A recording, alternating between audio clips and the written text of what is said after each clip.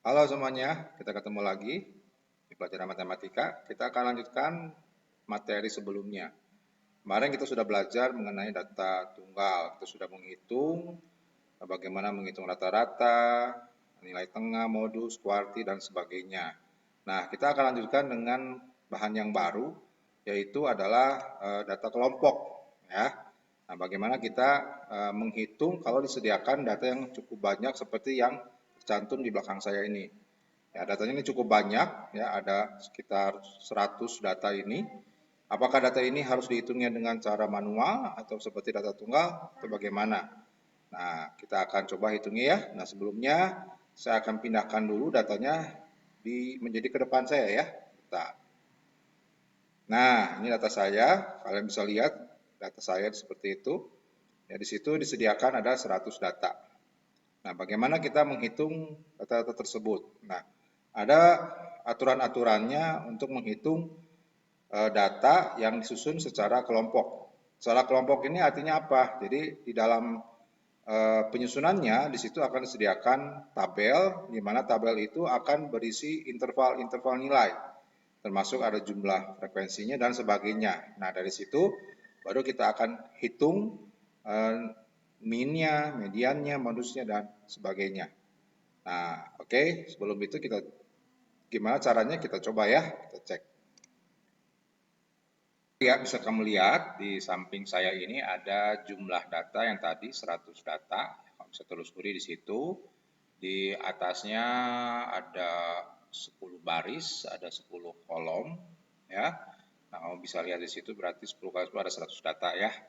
Nah, bagaimana kita menghitung data ini? Nah, langkah pertama adalah kita harus membuat yang namanya tabel, ya. Nah, ya, tabelnya itu disebut sebagai tabel distribusi frekuensi kelompok, ya, di mana di dalamnya di situ ada interval-interval nilai-nilainya. Jelas nilai-nilainya itu ya nilai-nilai ini semua, ya, 100 data ini, ya.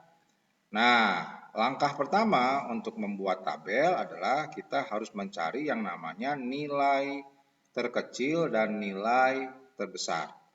Nah, coba kalian telusuri ya dari 100 data ini, kira-kira nilai minimalnya dan nilai maksimalnya berapa ya?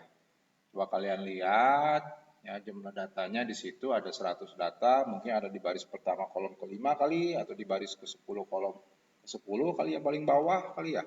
Saya nggak tahu, coba kalian lihat, telusuri, ya di atasnya mungkin, ya gimana coba kalian lihat. Ya, di situ. Sudah menemukan? Nah, coba saya kasih waktu sebentar lagi untuk melihat kira-kira nilai minimalnya berapa, nilai maksimalnya berapa ya. Ya, seperti itu. Oke, mungkin ada yang sudah menemukan. Nah, ternyata adalah nilai minimalnya itu adalah 40. Nah, ini dia, 40.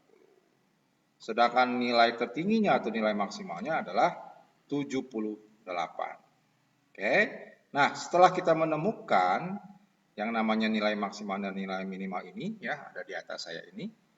Nah, kalian langkah berikutnya adalah mencari yang namanya jangkauan. Ini jangkauan, data, atau range. Dikenal ya. Oke, apa sih rumus jangkauan atau range? Ya, range itu adalah nilai maksimal dikurangi nilai minimal. Ya, kita tahu tadi nilai minimalnya adalah 40, ya, sedangkan nilai maksimalnya adalah 78. Ya, sehingga ketemu nilai range-nya adalah 38. Oke ya. Nah, selanjutnya setelah menemukan range, langkah kedua adalah kita menentukan namanya banyaknya kelas. Diberi lambang K kecil. Nah, apa sih K kecil itu? Nah, K kecil itu rumusnya adalah 1 tambah 3,3 dikali logaritma N. Ini yang dikenal sebagai kaidah empiris Sturgis. Ya, nah apa sih N-nya? Nah, N-nya itu adalah banyaknya data. Nah, kita tahu tadi banyaknya data adalah ada 100, ya. Sehingga kalau kita masukkan nilai N-nya 100, akan menemukan nilai K-nya itu sebanyak 7,6. Nah, di sini kita ambil pembulatan. Karena kan nggak mungkin ya banyaknya kelas 7,6, gimana buatnya? Nah, kita bulatkan menjadi 8 kelas, ya, seperti itu. Nah, setelah menemukan banyaknya kelas, nah kita lihat kelas itu seperti apa ya. Nah, kalau kalian lihat di sini yang namanya kelas, nah ini tabelnya. Tabelnya itu di kolom pertama itu isinya interval, berarti akan ada nilai-nilainya. Nah, ini yang namanya kelas pertama, kelas kedua, kelas ketiga, ya. Ini kelas keempat dan seterusnya, ya. Sampai kelas ke-8. Nah, maka dari itu banyaknya kelas itu tidak mungkin bilangan desimal, jadi harus bilangan bulat, ya, seperti itu. Nah, setelah kita menemukan banyaknya kelas seperti ini, langkah berikutnya apa? Langkah berikutnya adalah kalau kalian lihat, yaitu mencari interval kelas. Lambangnya adalah P. Ya, lambangnya adalah P. Dengan P itu rumusnya adalah R dibagi dengan K. Jadi apa R? Kita tahu ya, R itu adalah jangkauan atau range. Apa itu K? K itu adalah banyaknya kelas. Kita tahu tadi R-nya itu adalah 38, sedangkan K-nya adalah 8. Sehingga kita masukkan angkanya, R-nya 38, K-nya 8, sehingga ketemu interval kelasnya 4,75. Nah, kita kan nggak mungkin ya buat data interval kelasnya 4,75. Ini juga kita bulatkan. Ya, sehingga menjadi 5. Ya, ada 5. Oke, nah setelah kita menemukan interval kelas, baru kita buat tabelnya. Ya, nah tabelnya seperti apa? Kita lihat di sini ya. Ini interval pertama nih. Kita mau mengisi kelas pertama ini isinya berapa, gitu ya. Nah, kita lihat di sini untuk kelas pertama, kita tahu tadi bahwa nilai minimalnya itu kan 40. Kita ingin membuat interval kelasnya ada sebanyak 5. Berarti artinya adalah data tersebut berisinya angka 40, 41, 42, 43, 44. Jadi artinya di sini ada 5 bilangan. Ya. Nah, sehingga kita buatnya intervalnya itu dari 40 sampai dengan 44. Jadi kita tulis di sini 40 sampai 44, kita tulis di sini. Ya, seperti itu. Nah, ini proses ini kita lanjutkan. Selanjutnya di kelas kedua berarti dari 45. Nah, 45 sampai berapa? Nah, kita lihat di sini. 45 dengan interval kelasnya 5 berarti berisinya tuh 45, 46, 47, 48, 49. Berarti saya simpan di sini 45 sampai 49 untuk kelas kedua. Ya. Nah, proses ini kita lanjutkan sampai kelas ke-8 terisi penuh. Atau bisa juga dikatakan sampai nilai tertingginya masuk ke dalam interval tersebut. Ya, kita lihat di sini ya, ini proses untuk kelas ketiga. Seperti itu, dari 50 sampai 54, 5 bilangan juga. Nah, seperti itu. Kemudian kalian lanjutkan sendiri ya prosesnya untuk kelas keempat, kelima, keenam, ketujuh, dan ke-8. Saya tidak tulis di sini ya. Nah, saya mungkin tulis hasilnya seperti apa. Nah, ini adalah hasilnya. Ini untuk kelas pertama, kelas kedua, kelas ketiga, kelas keempat, kelas kelima, kelas keenam, kelas ketujuh, dan kelas ke-8. Nah, terlihat di sini bahwa nilai maksimal yaitu 78 sudah masuk di kelas ke-8. Ya, jadi prosesnya kita hentikan sampai sini. Jadi kita nggak perlu lanjutkan lagi. Dari sini juga sudah 8 kelas ya dengan masing-masing kelas berisi 5 nilai. Nah, selanjutnya adalah data-data yang acak seperti ini kita buat menjadi satu tabel lagi ya, kolom berikutnya yang kita kenal dengan cara turus atau tabulasi. Nah, kita lihat tabelnya ya. Nah, ini tabelnya. Oh, sorry, datanya ini. Datanya sebanyak ini ya. Saya kayaknya menghalangi ya. Saya pindahkan dulu. Oke, saya sudah ada di atasnya ya. Jadi ada di bawah saya nilainya, nilai-nilainya. Nah, kita masukkan satu-satu nilainya ya. Pertama dari 75 dulu nih. 75 kalau kita lihat ada di bawah ya, paling bawah ya. Seperti itu ya. Nah, kemudian selanjutnya adalah 60. Ya, 60 itu ada di 60 sampai 64 ya, di sini ya. Itu. Kemudian 60 lagi. Ya, di kelas ke-5 nih ya. Kemudian 58 itu ada di kelas keempat, 1, kemudian 71. Ini semuanya pasti dilakukan satu demi satu ya, satu demi satu, 71. Tadi 77 ada di sini ya. Itu.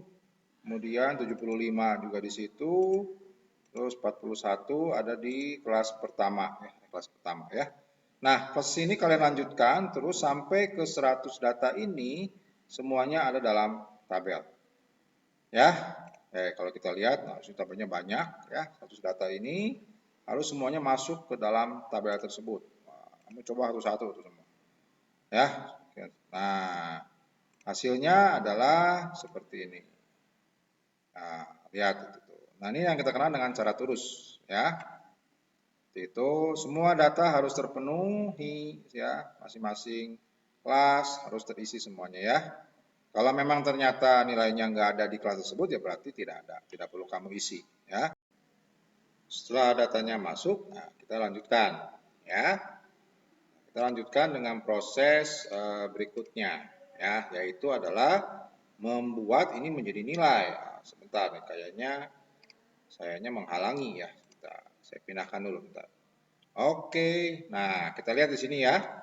Bisa kalian lihat di situ kelas pertama isinya itu ada 7 data. Ya, ini namanya frekuensi ya, teman-teman. Kelas kedua itu ada 10 data, kelas ketiga ada 8 dan seterusnya sampai kelas ke-8 ada 8 data. Nah, jangan lupa ini kamu harus cek apakah jumlah ini semua itu menjadi 100 data. Jangan sampai ada yang kurang satu pun juga. Nah, perlu diingatkan bahwa dalam pengisian yang namanya turus ini harus hati-hati.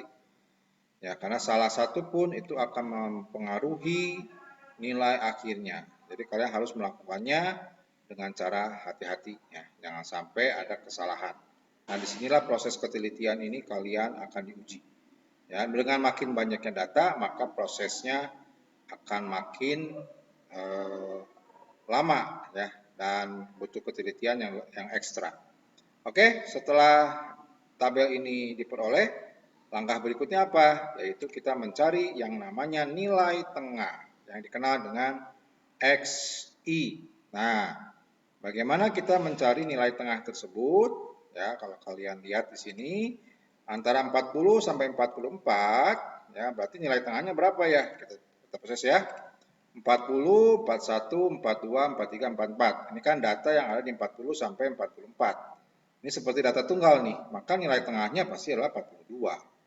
Ya, kita simpan di sini 42. Oke ya. Kemudian 45 sampai 49. Ya, berarti nilai tengahnya adalah 47. Ya.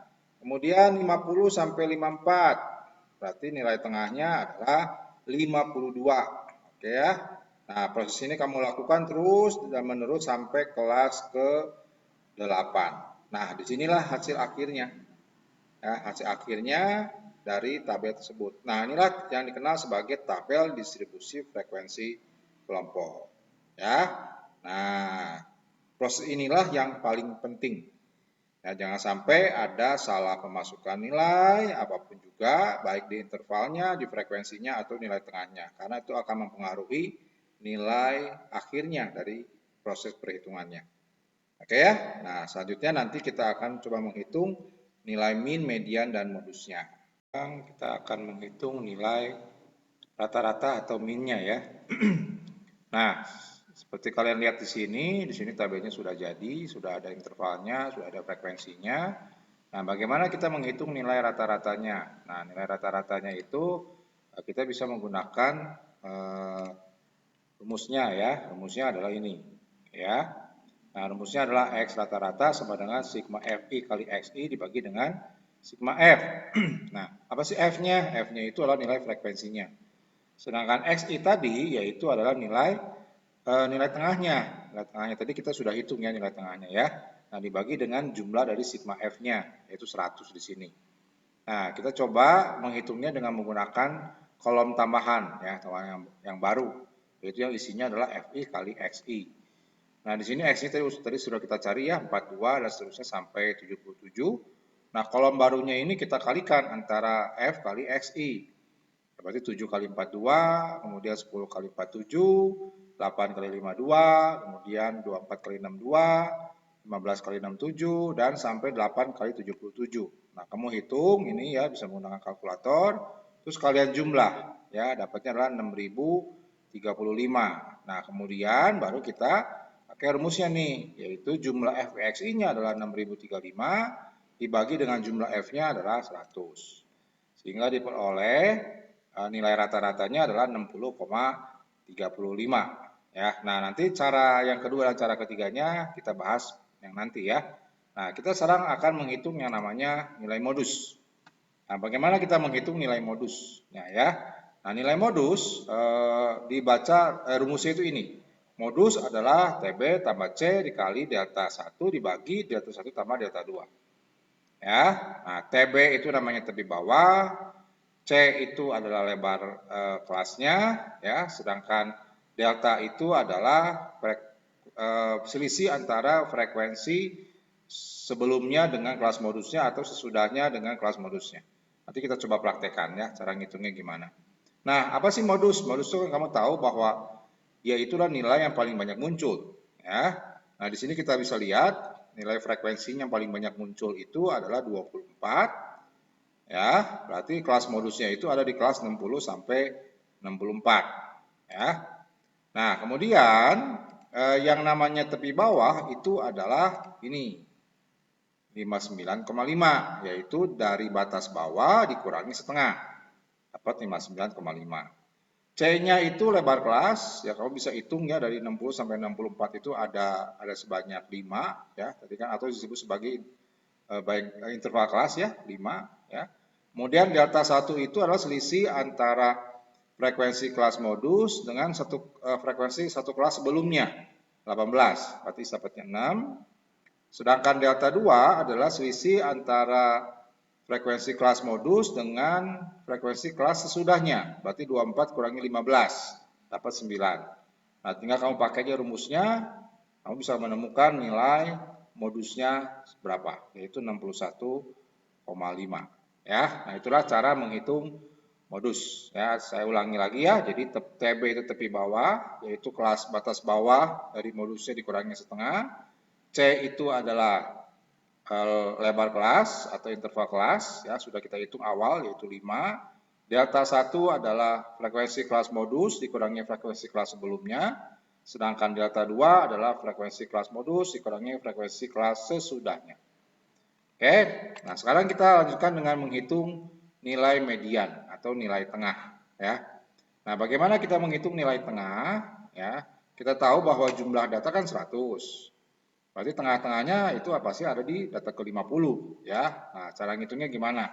Nah, inilah rumus untuk menghitung median data kelompok. Ya, jadi kita nggak bisa menghitung mediannya dengan data tunggal. Kita urutkan satu demi satu ya. Itu tidak seperti itu. Nah, nilai median atau kuartil 2 namanya di sini, nama lainnya ya. Yaitu tepi bawah ditambah C dikali 2/4 kali sigma F dikurangi sigma F sebelumnya dibagi frekuensi kelas. Nah, bagaimana kita mencarinya ya, satu demi satu. Kita hitung dulu yang namanya 2/4 kali jumlah F. Jumlah F itu kan 100 ya, yaitu dapatnya 50. Nah, terus kamu hitung dari atas di sini ya sampai ke data ke-50. Dan ini kan 7 tambah 10 17 tambah 8 25, 25 tambah 18 itu 43 ya. Kemudian 43 tambah 24 berarti sudah lebih dari 50 ya. Nah, berarti kalau begitu kelas modusnya ada di kelas 60 sampai 64. Ya, itulah letak data ke-50 ya. Nah, kemudian kita hitung yang namanya ini tepi bawah. Tepi bawahnya ya, karena kelasnya 60 sampai 64, berarti tepi bawahnya itu adalah 59,5. Ya, itu sebagai TB. Kemudian sigma F sebelum itu apa? Berarti jumlah seluruh frekuensi sebelum frekuensi di mana Q2 itu berada. Ini kan kelas Q2-nya. Berarti sebelumnya kamu jumlahin semua. Berarti 7 tambah 10 tambah 8 tambah 18. Ya, itu adalah sigma F-nya.